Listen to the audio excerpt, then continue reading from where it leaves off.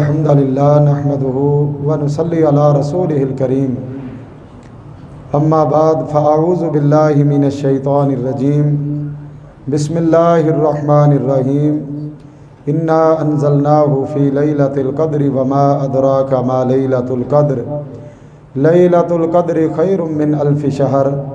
تنزل الملائکۃ والروح فیہا باذن ربہم من کل امر سلام ہی حتی مطلع الفجر۔ رمضان المبارک کا آخری عشرہ اور آخری عشرے کی طاق راتوں میں سے آج دوسری رات ہے۔ یہ وہ راتیں ہیں کہ جن کے متعلق اللہ کے رسول صلی اللہ علیہ وسلم نے فرمایا کہ اگر کوئی مومن ایمان اور احتساب کے ساتھ ان راتوں کا قیام کرتا ہے اللہ رب العالمین اس کی زندگی کے سابقہ گناہوں کو معاف فرما دیتے ہیں۔ اور نمبر 2 آپ نے فرمایا کہ جو مسلمان، جو مومن، جو انسان اس رات کی خیر سے محروم کر دیا گیا وہ ہر قسم کی خیر سے محروم رہ جاتا ہے۔ من حرمہا فقد حرم الخیر کلہ، جو اس رات سے محروم کر دیا جائے، اس کی خیر سے محروم کر دیا جائے، وہ دنیا کی ہر قسم کی خیر سے، ہر قسم کی بھلائی سے محروم ہو جاتا ہے۔ میرے بھائیوں، ہم یہ سوچیں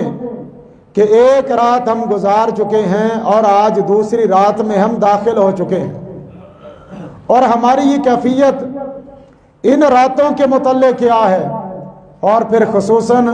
پورے رمضان کے حوالے سے آج 23ویں رات ہے، ہم نے 22 دن گزار دیے ہیں، 22 راتیں گزار دی ہیں، ہمارے اندر کیا تبدیلی آئی ہے؟ رمضان ہم گزارنے کے قریب پہنچ چکے ہیں، لیکن ہم اپنا جائزہ لیں، میں اپنا جائزہ لوں، آپ اپنا جائزہ لیں، مائیں بہنیں اپنا جائزہ لیں کہ کون سا گناہ ہے کہ رمضان آنے کے بعد جسے ہم نے اپنی زندگی سے ترک کیا ہے، کون سی وہ نیکی ہے کہ جسے ہم جذبے کے ساتھ، شوق کے ساتھ اللہ کو راضی کرنے کے لیے عام دنوں سے بڑھ کر ہم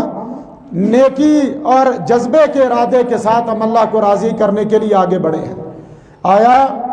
اس رمضان کی وجہ سے، روزوں کی وجہ سے، راتوں کے قیام کی وجہ سے ہمارے اندر کوئی تبدیلی آئی ہے، یا جس انداز میں ہماری زندگیاں رمضان سے پہلے گزر رہی تھی ہم پھر اسی انتظار میں ہیں کہ جیسے ہی رمضان ختم ہوگا ہم سابقہ زندگی میں پھر چلے جائیں گے؟ میرے بھائیوں، پھر تو ہم نے رمضان سے کوئی سبق حاصل نہیں کیا، پھر اس روزے نے ہمیں کوئی فائدہ نہیں دیا، پھر ان راتوں کے قیام نے ہمیں کوئی فائدہ نہیں دیا کہ اگر ہم کسی گناہ کو ترک کرنے کے لیے تیار نہیں ہیں اور کسی نیکی کے لیے آگے بڑھنے کے لیے تیار نہیں ہیں، ہمارے اندر کوئی جذبہ نہیں ہے، دوسرے مسلمانوں کے متعلق جذبہ نہیں ہے، تو میرے بھائیوں پھر ہم نے اس رمضان سے کوئی سبق حاصل نہیں کیا۔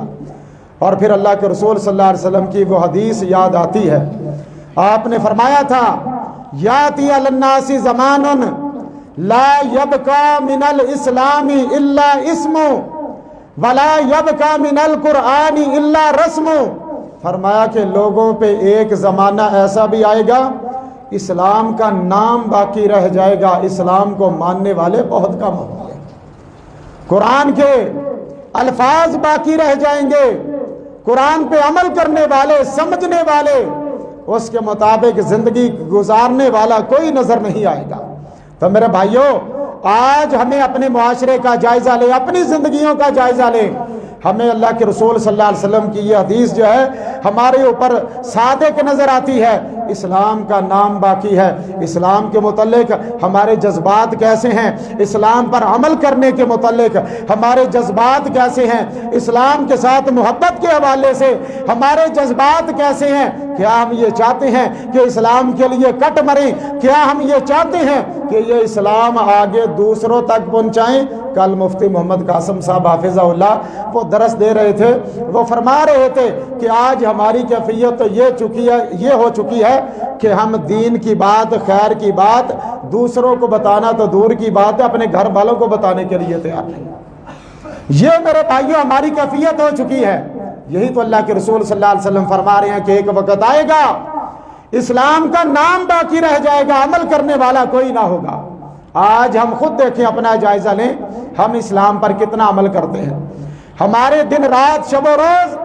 اسلام کے مطابق کتنے گزرتے ہیں، اور اسلام کی مخالفت میں ہم کتنا چل رہے ہیں۔ وَلَا يَبْقَى مِنَ الْقُرْآنِ إِلَّا رَسْمٌ، قرآن کا رسم الخط باقی رہ جائے گا، الفاظ باقی رہ جائیں گے، لیکن قرآن پاک پر عمل کرنے والا کوئی نظر نہیں آئے گا۔ مساجد کے حوالے سے اللہ کے رسول صلی اللہ علیہ وسلم نے فرمایا مساجدہم عامرۃ وہی خراب من الہدی، فرمایا کہ مسجدیں آباد نظر آئیں گی لیکن ہدایت سے خالی ہوں گی۔ آج ہم مسجدوں سے کیا لے کر جاتے ہیں، ہم اسلام کے ساتھ کیسی محبت ہے میرے بھائیو؟ اگر یہ سارا کچھ رسمی ہے، رمضان آیا رسمن ہم مسجدوں میں آ گئے، نمازیں پڑھ لی، رسمن ہم نے قرآن پاک ختم کر لیا، کسی نے ایک دفعہ ختم کر لیا، کسی نے 2 دور ختم کر لیے، کسی نے ترجمے کی کلاس لے لی، کسی نے کسی انداز میں قرآن کے ساتھ جو ہے وہ اپنا شغف پیدا کیا، لیکن رمضان گزرا، نہ کوئی نماز کی طرف آئے، نہ مسجد کی طرف آئے، نہ قرآن کی طرف آئے، نہ کوئی اپنی زندگی سے گناہ ختم کرنے کے لیے تیار نہیں ہے میرے بھائیوں، پھر ہم نے رمضان سے کچھ بھی حاصل نہیں کیا۔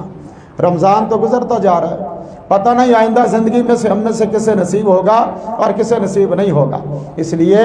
یہ جو راتیں ہیں بڑی قیمتی راتیں ہیں۔ اللہ کے رسول صلی اللہ علیہ وسلم کی یہ ایک حدیث ہمیں سمجھنے کے لیے، عمل کرنے کے لیے کافی ہے کہ آپ نے فرمایا جو اس رات کی خیر سے محروم ہو گیا وہ ہر قسم کی خیر سے محروم ہو گیا۔ اللہ نہ کرے کہ ہم اس رات کی خیر سے محروم رہیں۔ اللہ رب العالمین ہمیں اس رات کی خیر و برکات کو حاصل کرنے کی توفیق عطا فرمائے۔ تو میرے بھائیوں، ان راتوں کے اندر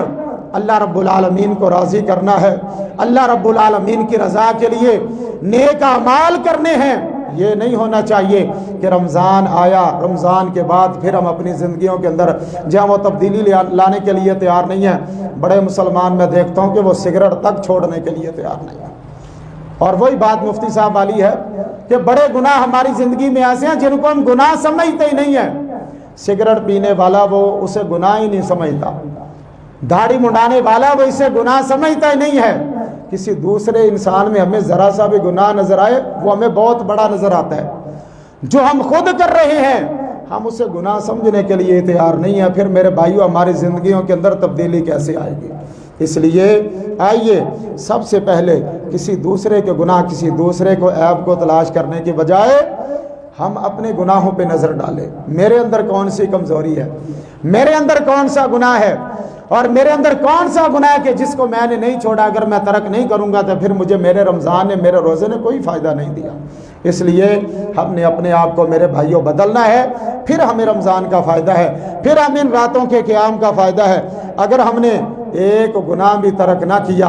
اور نماز کی طرف ہم اسی انداز میں رسمن آتے رہے، رمضان گیا، نیکیاں چلی گئی، رمضان گیا، گناہ دوبارہ ہماری زندگی میں پھر آ گئے، میرے بھائیوں پھر ہم نے کوئی تبدیلی حاصل نہیں کی۔ اس لیے آئیے اپنے آپ کو بدلیے، رسمن عبادات سے نکلیے، عبادت کے لیے آئیں شوق کے ساتھ، جذبے کے ساتھ، محبت کے ساتھ، لگن کے ساتھ کہ میں نے اپنے اللہ کو راضی کرنا ہے۔ اور میں تو یہ بھی کہوں گا کہ ضروری نہیں ہے کہ آپ مسجد کے اندر قیام کریں۔ اللہ کے رسول صلی اللہ علیہ وسلم فرماتے ہیں کہ نفلی عبادت جو ہے وہ گھر کے اندر کرنا زیادہ افضل ہے۔ اگر آپ ایک انداز میں اللہ رب العالمین کو راضی کرنے کے لیے اپنے گھر میں ساری رات شوق کے ساتھ عبادت کریں، اللہ کو منائیں، کبھی دعا کے انداز میں، کبھی سجدے میں، کبھی رکوع میں، کبھی ذکر اذکار میں، کبھی توبہ استغفار کے انداز میں، صرف خود ہی نہیں بلکہ اپنے گھر والوں کو بھی جگائیں تاکہ اس رات کی خیر سے ہم محروم نہ رہ سکیں۔